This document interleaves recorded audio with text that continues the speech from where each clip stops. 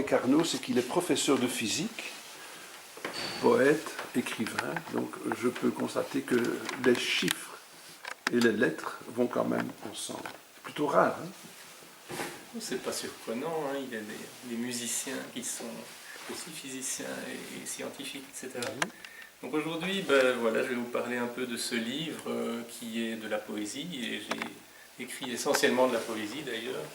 Je prends 9 recueils et puis un petit roman qui ne s'est pas très bien vendu. On peut en reparler plus tard.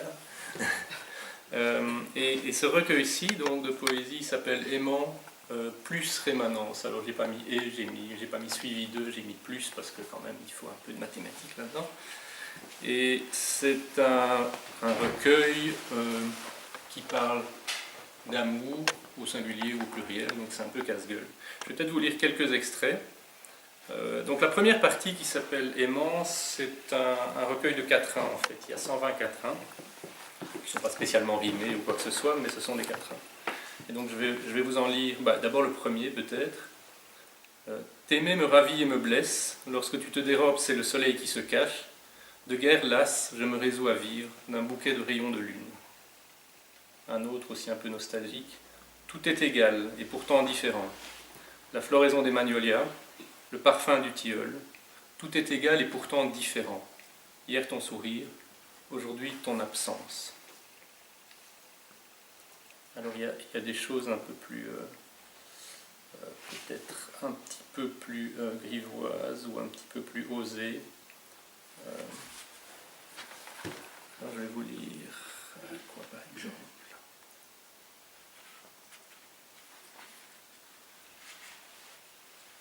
Attendez un instant. Voilà. Dieu que c'est beau, t'exclames-tu, ruisselant. Main sur mes fesses pliées, tu lui fais l'hommage de tes pouces. Puis me retourne, d'autorité, le martèle férocement. Ainsi, bien souvent, en amour, les honneurs précèdent l'outrage. L'amour est chose étrange, qui s'immisce au contact des peaux, des yeux. Trop tard, j'en décèle la morsure, et chaque fois me laisse éprendre. À l'horizon de l'amour, il y a ta main, qui me rassure, m'appelle et me soutient. Aux confins de l'amour, il y a mon cœur, qui s'épanouit, se lamente et se souvient. L'amour est le prix perçu à la délivrance des mers. Tu files dans l'azur sans mémoire du ventre. L'amour est ce flamboiement de l'onde dans la lumière. Je te porte, par-delà l'onde, vers sa lumière.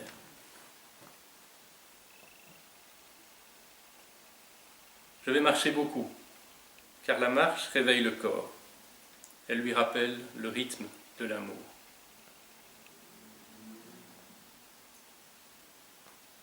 Talons hauts, longue mèche et regard de Joconde, telles les filles au fond, dont on craignait les poings nus. Plaintes, cris aigus et petits oui en cascade, telles les femmes au lit, et de toutes les femmes, putain.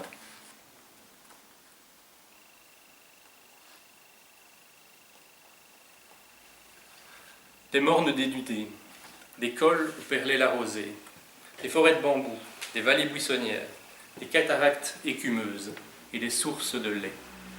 Nous avons beaucoup voyagé et les détails m'échappent. Petit dernier, les 4 ans, si vous voulez bien.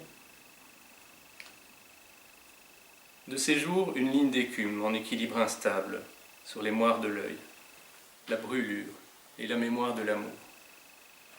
Vous voyez que le mot amour revient pas mal de fois. Et la deuxième partie du recueil, ça s'appelle rémanence. Aimant et rémanence, c'est 2 termes de physique, mais ici je les utilise un peu dans un sens détourné. La deuxième partie, ce sont des textes qui sont vraiment en vers libre et de longueur variable. Je vais vous en lire peut-être 1 ou 2, et puis ce sera bien. Je t'écris des échelles de cordes à remonter en silence sous le drap tendre des étoiles. Il n'y a qu'un enfant entre nous, c'est le tien. Une gueule d'amour affublée de paillettes. Il n'y a qu'une ombre entre nous, c'est la mienne. Et un seul dispensaire pour la douleur de nos ventres. Un morceau de journal, un témoignage, une valeur singulière, et l'enfant qui courait nu dans le jardin au beau jour d'averse. et le père qui s'avance téméraire dans la rue, et la mère qui te serre et cache ton visage lorsque retentit le gunshot. Franck Étienne, Callot, Basquiat, caillou blanc sur le chemin du silence. Je t'observe m'observant et fais l'inventaire de ce qui nous sépare, de ce qui nous unit. Lequel de tes amours est le plus important à tes yeux? Quelle couleur tu choisiras? Je me réjouis de ces rayons, éclaircies, ondulations qui ocellent, étincellent ta peau, tes épaules. Enfin, je me dis, à quoi bon? Aujourd'hui, tu as 21 ans, et voilà demain.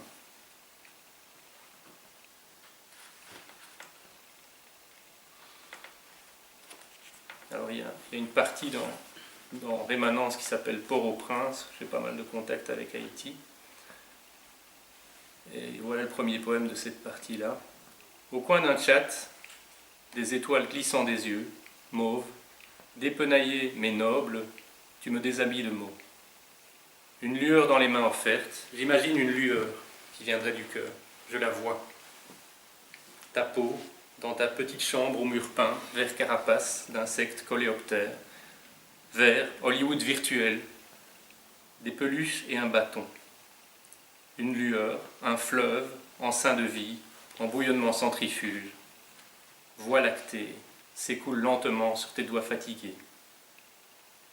Surexposition, le matin efface nos commerces. Le dernier recueil du livre, peut-être, qui clôturera cette petite lecture. Quand l'heure de la mort viendra, dans le calme immanent d'une fin de journée, lorsque les femmes bâilleront, lorsque les enfants sommeilleront, dans la maturité du jour, le bonheur de la nature, quand le soleil aura tourné, tourné, tourné, avec les astres à sa traîne et cette lune qui te fascinait tant. On se souviendra une dernière fois du premier jour, on sourira, des jeux puérils, des bontés du petit chien disparu il y a longtemps. Je te serrerai encore, heureux et malheureux, quand l'heure de la mort viendra. Doucement de mes doigts, je clorai tes paupières, pour que tes yeux conservent l'éclat de notre amour. Voilà.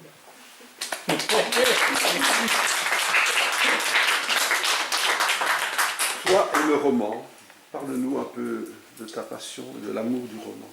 De l'amour du roman, moi qui écris des poèmes, Oui. J'aime lire. J'ai écrit un Oui. roman. Oui. Qui, Mais tu n'as rien en route sur... non, et la raison est toute simple, et c'est celle que monsieur évoquait tout à l'heure, c'est que lorsqu'on a une activité assez prenante, se plonger dans l'écriture d'un roman, c'est très difficile, alors que la poésie, par contre, ou des choses plus courtes, en tout cas que le roman, c'est réalisable. J'ai écrit un premier roman, mais qui avait été commencé en 2003, qui a été fini pas mal d'années plus tard. Je l'avais abandonné, je l'ai repris. Et en fait, le truc avec le roman, c'est qu'une fois qu'on est dedans, ça travaille jusqu'à ce qu'on ait fermé le bouquin après l'écriture de la dernière page, quoi. Donc, pour moi, c'est un peu trop de travail en ce moment avec mes autres. Pourtant, tu as accumulé des souvenirs, tu voyages, donc il y a des choses... Ah oui, mais enfin, les souvenirs peuvent être évoqués dans des poèmes, Oui, peuvent tout à être fait. évoqués sous d'autres Mais ça formes. ça peut donner naissance Oui, par après. des idées, ça ne manque pas, et l'envie de le faire ne manque pas non plus.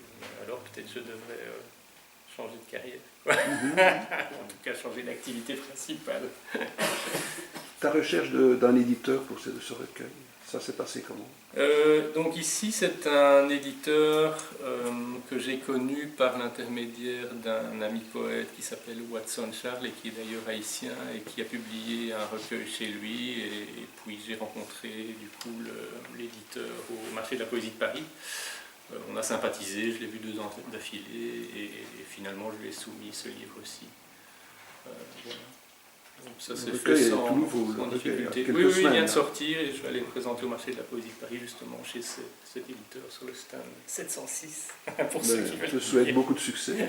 Je te remercie. On ne va pas te retenir parce que je pense que tu es tenu par le temps. Oui, Merci. bien sûr. Merci Arnaud. Oui.